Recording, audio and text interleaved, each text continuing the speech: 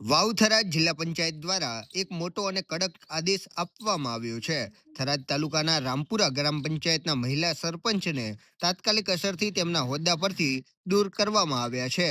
રામપુરા ગ્રામ પંચાયતના મહિલા સરપંચ સીતાબેન ભાવપુરી ગૌસ્વામી સામે જિલ્લા પંચાયતે લાલ આંખ કરી છે. તેમની સામે પોતાની ફરજોમાં ગંભીર બેદરકારી દાખવવી, ગેરવર્તણૂક કરવી અને સત્તાનો દુરુપયોગ કરવાના આરોપો સાબિત થયા છે.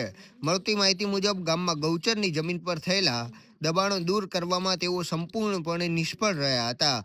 એટલું જ નહીં, પરંતુ તેમણે સરકારી તંત્રને પણ ગેરમાર્ગે દોરવાનો પ્રયાસ કર્યો હતો. આ ગંભીર બાબતને ધ્યાનમાં રાખીને જિલ્લા વિકાસ અધિકારી કલ્પેશ કુમાર શર્મા દ્વારા આ મોટો અને કડક નિર્ણય લેવામાં આવ્યો છે.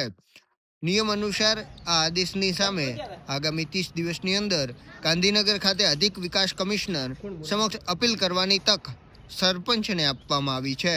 પરંતુ હાલના તબક્કે આ કડક કાર્યવાહીથી સ્થાનિક રાજકારણમાં ભારે ગરમાવો આવી ગયો છે.